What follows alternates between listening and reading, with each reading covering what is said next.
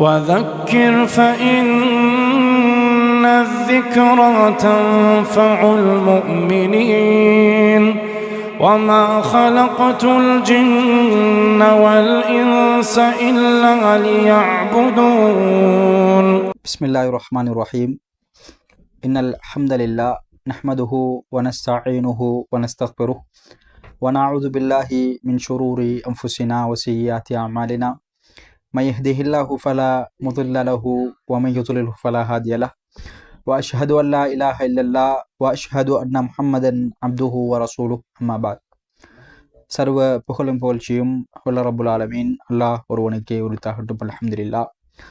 நபிகள் நாயகம் ஸல்லல்லாஹு அலைஹி வஸல்லம் அவர்கள் மீது அல்லாஹ்வினுடைய அன்பும் கிருபையும் என்றென்றும் நிலவ வேண்டும் என்ற பிரார்த்தனையோடு, அன்புக்குரிய சகோதர சகோதரிகளே, அல்லாஹ்வினுடைய மாபெரும் ஏற்பாட்டின் மூலம் புனிதமான ரமலானுடைய மாதத்தை அடைந்து அரைவாசி பகுதியினை கடந்தவர்களாக இன்றைய தினம் ரமலானுடைய 17வது நாளன்று நோன்பினை நோற்றவர்களாக இருந்து கொண்டிருக்கின்றோம்.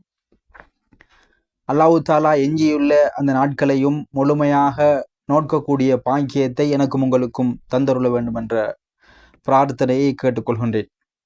அன்புக்குரிய சகோதர சகோதரிகளே, அல்லாஹ்வினுடைய அன்பான இறைநேசர்களே, பொதுவாகவே எங்களுக்கு தெரியும், ரமலானுடைய மாதத்தை பொறுத்தவரையில் ஏராளமான அருள்கள் நிறைந்த, ஏராளமான சிறப்புகளை கொண்ட, இன்னும் இந்த ரமலானுடைய மாதம் என்பது பற்பல தியாக வரலாறுகளை பொதிந்த ஒரு மாதமாகவும், இன்னும் தனி மனிதம் தொடக்கம்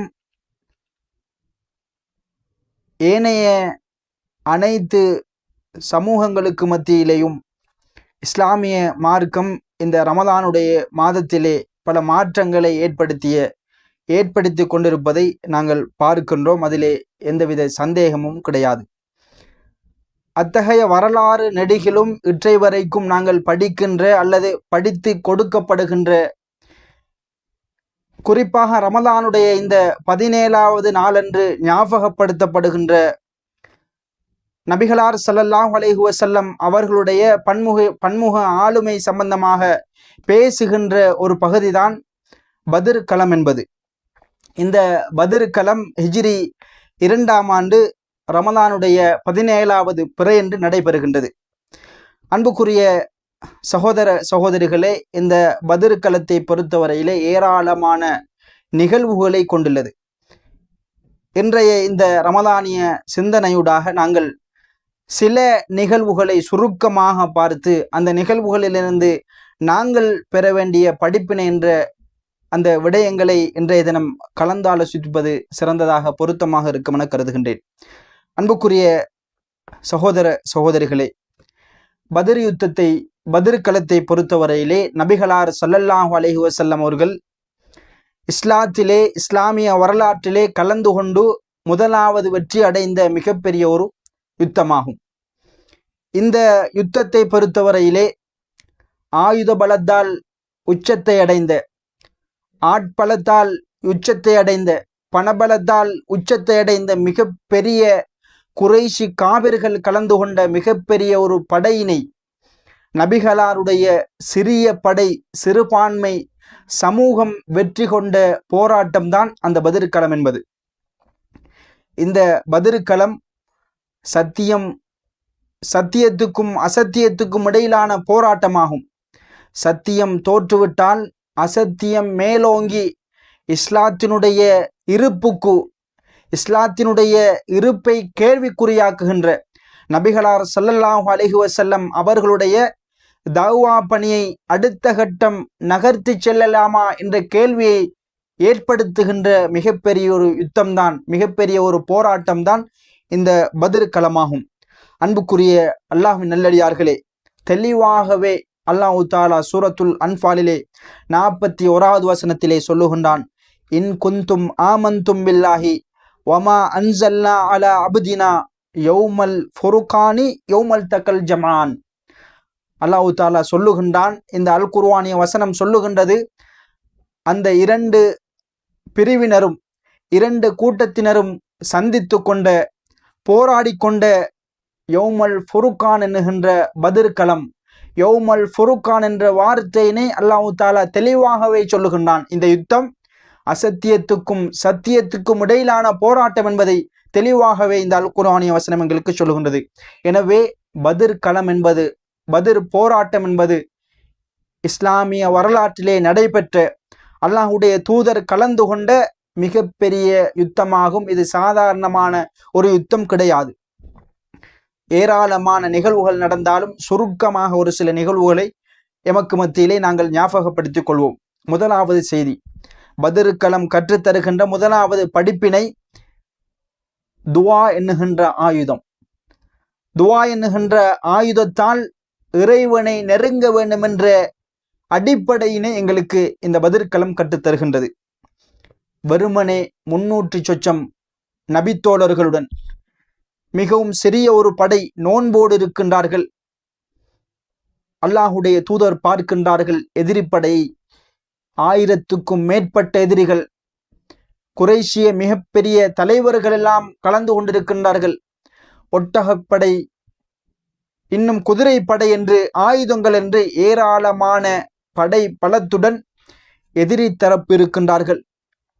இந்த சந்தர்ப்பத்திலேதான் நாங்கள் எவ்வாறு வெற்றி கொள்வது என்ற நிலையிலேதான் இஸ்லாம் எங்களுக்கு வழிகாட்டுகின்ற ஒரு செய்தி வருகின்றது. அல்லாஹுடைய தூதருடைய வழிகாட்டல் அங்கே ஆரம்பமாகின்றது. அல்லாஹுடைய தூதர் கிபிலாவை முன்னோக்குகின்றார்கள், 2 கைகளையும் உயர்த்துகின்றார்கள், அல்லாஹ்விடத்திலே மேலுகின்றார்கள். தவக்குல் என்கின்ற அந்த பாடத்தினை அனைத்து சஹாபாக்களுக்கும் கற்றுக் கொடுக்கின்றார்கள். அல்லாஹ்விடம் கஷ்டத்தின் போது நெருங்க வேண்டும் என்ற செய்தியினை படித்து கொடுக்கின்றார்கள். இருகரமேந்தி அல்லாஹுடைய தூதர் ஸல்லல்லாஹு அலைஹி வஸல்லம் அவர்கள் அல்லாஹ்விடத்திலே துஆ பிரார்த்தனை செய்ய ஆரம்பிக்கின்றார்கள். அல்லாஹும்ம அன்ஜிஸ்லி மா வஅத்தனி, அல்லாஹும்ம ஆதி மா வஅத்தனி. இறைவா, நீ எதனை எங்களுக்கு வாக்களித்தாயோ, இறைவா நீ எங்களுக்கு எதனை தருவதாக வாக்களித்தாயோ அதனை நிறைவேற்றிவிடு, தந்துவிடு.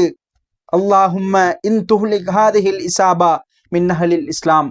இந்த இஸ்லாமிய சிறு படையினர் தோற்றுவிட்டார்களானால், இஸ்லாமிய இந்த படையினை அசத்தியம் வென்றுவிடுமேயானால், லா துஅபத் ஃபில் அர்ல், இந்த உலகத்திலே உன்னை வணங்குவதற்கு யாருமே இருக்க மாட்டார்கள் என்ற மிகப்பெரிய ஒரு துவாவினை, அல்லாஹ்வின் மீதான அந்த மீளுதலை அல்லாஹுடைய தூதர் ஸல்லல்லாஹு அலைஹி வஸல்லம் அவர்கள் அழுத வண்ணமே அவர்கள் துஆ பிரார்த்தனை செய்கின்றார்கள். தோளிலிருந்த துண்டு அப்படியே கீழே விழுகின்றது. துஆ பிரார்த்தனை செய்து கொண்டிருக்கின்றார்கள். அல்லாஹ் தஆலா இதற்கான பிரதிபலனை, அல்லாஹ் தஆலா இதற்கான விடையை அல் குர்ஆனிய வசனத்தினூடாக பின்னர் ஞாபகப்படுத்துகின்றான். சூரத்துல் அன்ஃபாலுடைய 9வது வசனம், இஸ் தஸ்தகீஸூன ரப்பக்கும் ஃபஸ்தஜாப லக்கும்.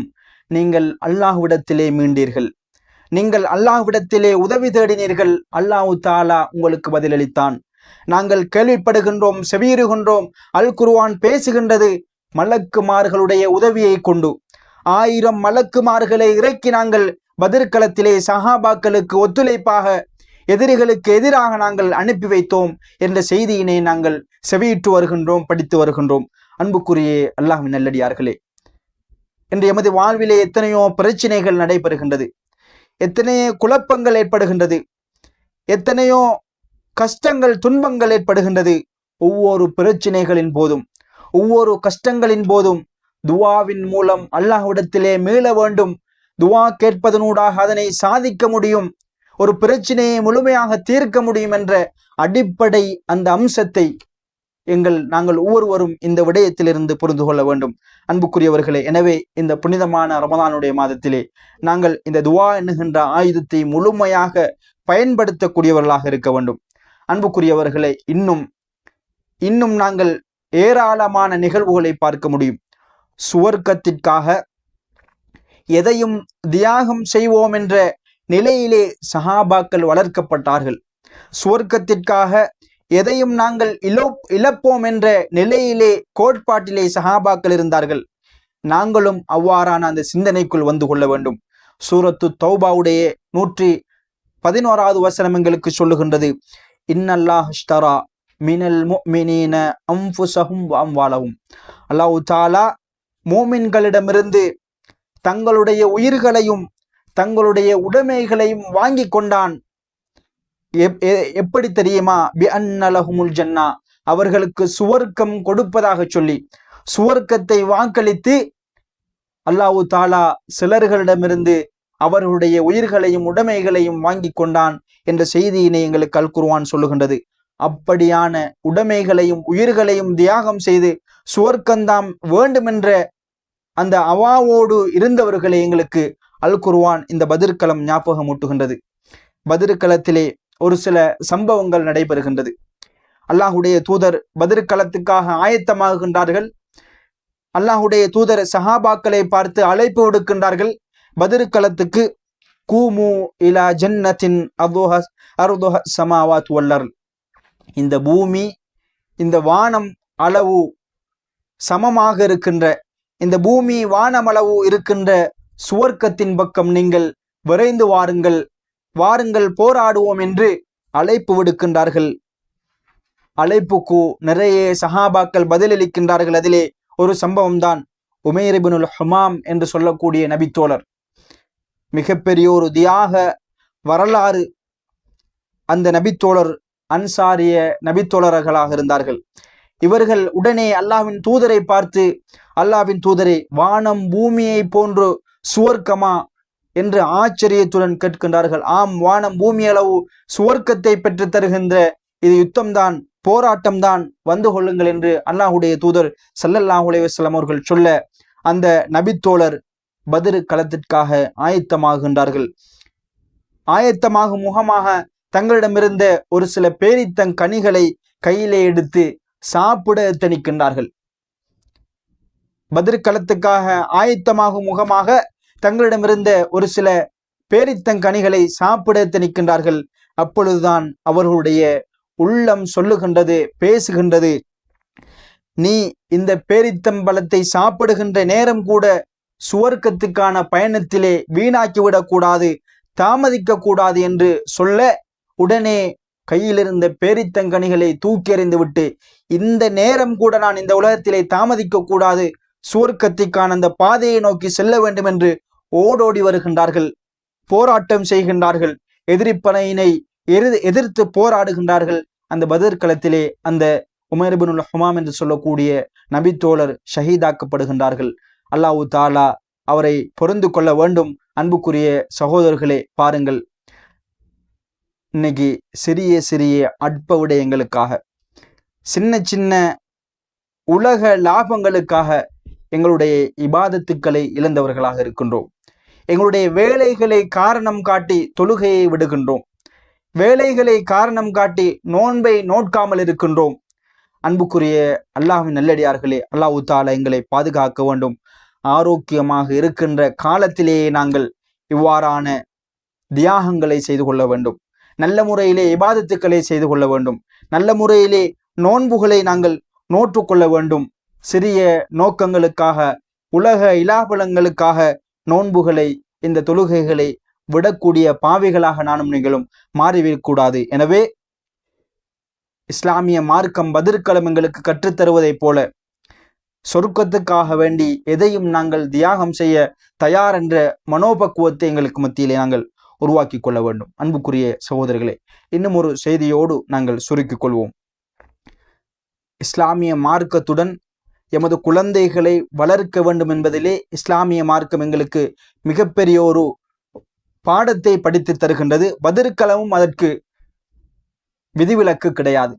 பத்ர் களத்திலே ஒரு குழந்தை எவ்வாறு வளர்க்கப்பட வேண்டும், எவ்வாறான சுவன வேட்கையோடு அந்த குழந்தை இருக்க வேண்டும், எவ்வாறான தைரியத்தோடு தியாக உணர்வோடு வளர்க்கப்பட வேண்டும் என்ற செய்தியினை எங்களுக்கு பத்ர் களம் கற்றுத்தருகின்றது.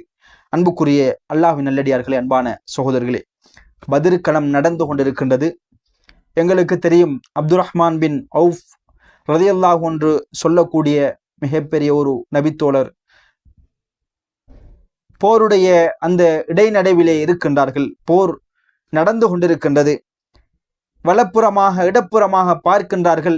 2 சிறுவர்கள் அப்துர் ரஹ்மான் பின் அவுஃபை நோக்கி வருகை தருகின்றார்கள்.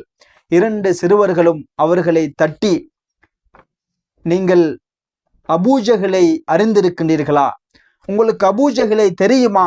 எங்களுக்கு காட்டி தாருங்கள் என்று 2 சிறுவர்கள் கேட்கின்றார்கள். முஆத், முஅவ்வித் என்று சொல்லக்கூடிய 2 சிறிய நபித்தோழர்கள் கேட்கின்றார்கள். அப்துர் ரஹ்மான் பின் அவுஃப் அவர்கள் பார்க்கின்றார்கள், கேட்கின்றார்கள் திரும்ப, எதற்காக நீங்கள் அபூஜஹலை தேடுகின்றீர்கள் என்று சொல்ல கேட்க அந்த 2 நபித்தோழர்களும் 2 சிறுவர்களும் சொல்லுகின்றார்கள், அல்லாஹுடைய தூதரை நிந்திப்பதாக நாங்கள் கேள்விப்பட்டோம். அல்லாஹுடைய தூதருக்கு வசைபாடுவதாக, அவர்களுக்கு ஏசுவதாக நாங்கள் கேள்விப்பட்டோம். அவர்களை நாங்கள் கொல்ல வேண்டும், அந்த அபூஜஹலை நாங்கள் கொல்ல வேண்டும் என்ற அவாவோடு வந்திருக்கின்றோம், காட்டித்தாருங்கள் என்று கேட்கின்றார்கள். அப்துர் ரஹ்மான் பின் அவுஃப் அவர்களுக்கு மிகப்பெரிய ஒரு ஆச்சரியமாக இருந்தது. அப்துர் ரஹ்மான் பின் அவுஃப் ரலியல்லாஹு அன்ஹு அவர்களே அபூஜஹலை சந்தித்தால் நான் எவ்வாறு நிலைமையில் இருப்பேன் என்று சிந்தித்துக் கொண்டிருக்கின்ற நிலைமையிலே, அவர்களே நான் எவ்வாறு அபூஜஹலை சந்திப்பேன் என்ற யோசனையுடன் இருக்கின்ற அவர்களே ஆச்சரியப்படுகின்றார்கள் என்றால் நாங்கள் ஒரு கணம் சிந்தித்து பார்க்க வேண்டும். அன்புக்குரிய சகோதரிகளே, இருவருக்கும் காட்டப்படுகின்றது, அதோ அவர்தான் அபூஜஹல் என்று சொல்லிக் கொடுக்கின்றார்கள். இருவரும் செல்லுகின்றார்கள், போராடுகின்றார்கள், பல காயங்கள் ஏற்படுகின்றது, அபூஜஹலை கொலை செய்து விடுகின்றார்கள். அல்லாஹ்வின் தூதரிடம் இந்த தகவல் வருகின்றது. அல்லாஹ்வின் தூதரிடத்திலே இந்த 2 சிறிய சஹாபாக்களும் சிறுவர்களும் வருகின்றார்கள். அல்லாஹ்வுடைய தூதர் கேட்கின்றார்கள், யார் அபூஜஹலை கொண்டது? ஒருவர் சொல்லுகின்றார், யா ரசூலல்லாஹ், நான் தான் கொண்டேன். அடுத்தவர் சொல்லுகின்றார், யா ரசூலல்லாஹ், நான் தான் கொண்டேன் என்று அவர்களுடைய கையிலே இருந்த வாள் காட்டப்படுகின்றது. அல்லாஹ்வுடைய தூதர் சொன்னார்கள், நீங்கள் இருவரும் அவரை கொண்டீர்கள் என்று அந்த இடத்திலே சொல்லுகின்றார்கள். அன்புக்குரிய சகோதரர்களே, அன்புக்குரிய அல்லாஹ்வின் நல்லடியார்களே, நாங்கள் ஒரு கணம் சிந்தித்து பார்க்க வேண்டிய தருணம் இது. மிக சிறுவயதிலே இருந்தவர்கள், பெரும் சஹாபாக்களே யோசித்த தருணத்தில் இவர்கள் மிகப்பெரிய ஒரு அந்த படைக்கே தலைமை தாங்குகின்ற அபூஜஹலை அவர்கள் கொலை செய்திருக்கின்றார்கள். அல்லாஹுடைய தூதரை ஏசிருக்கின்றார், அல்லாஹுடைய தூதரை நிந்தித்திருக்கின்றார், இதுதான் காரணம் என்று அவர்கள் தேடி கொலை செய்தார்கள் என்றால் நாங்கள் இதிலிருந்து நிறைய படிப்பினைகளை பெற வேண்டியிருக்கின்றது. எங்களுடைய குழந்தைகளை இஸ்லாத்தின் பக்கம் நெருக்கமாக வாழ வைக்க வேண்டிய கடப்பாடு இருக்கின்றது. இஸ்லாத்துக்காக எதனையும் துணிந்து செய்வோம் என்று ஆசைப்படுகின்ற, அவர்களுடைய எண்ணங்களை மாற்றிக்கொள்ளுகின்ற குழந்தைகளை உருவாக்க வேண்டியிருக்கின்றது. இன்றைய சூழல் எங்களுக்கு தெரியும். யாரையோ நாங்கள் ரோல் மாடலாக எடுத்து கொண்டிருக்கின்றோம். யாரோடனுமோ நாங்கள் செல்ஃபி எடுக்க வேண்டும், அவரோடு இருக்க வேண்டும் என்று எத்தனையோ அந்நியவர்களை நாங்கள் ஆசைப்படுகின்ற, அவர்களோடு இருக்க வேண்டும், அவர்களுக்காக தியாகம் செய்ய வேண்டும் என்ற கதைகளை எல்லாம் பேசுகின்ற ஒரு சூழலிலே நாங்கள் இருந்து வருகின்றோம். எனவே அன்புக்குரிய அல்லாஹ்வின் நல்லடியார்களே, இதையெல்லாம் முறியடித்து இவ்வாறான குழந்தைகளை உருவாக்காமல் நல்ல குழந்தைகள், இஸ்லாத்துக்காக போராடுகின்ற குழந்தைகளை உருவாக்க வேண்டிய கடப்பாடு இருக்கின்றது. எனவே அன்புக்குரிய சகோதரர்களே, இந்த ரமதானுடைய மாதத்திலே நாங்கள் இந்த பத்ர் சம்பந்தமான ஏராளமான செய்திகளை படித்து அதிலிருந்து ஏராளமான நன்மைகளை, படிப்பினைகளை பெற வேண்டிய அவசியப்பாடு எங்கள் ஒருவருக்கும் இருக்கின்றது. எனவே அல்லாஹ் தஆலா இந்த ரமதானுடைய மாதத்திலே எனக்கும் உங்களுக்கும் நல்ல முறையிலே அமல் செய்து சோனம் செல்லுகின்ற பாக்கியத்தை தந்துள்வானாக. வாஹிரு தஅவானா அல்ஹம்துலில்லாஹி ரப்பில் ஆலமீன். அஸ்ஸலாமு அலைக்கும் வரஹ்மத்துல்லாஹி வபரகாத்துஹு.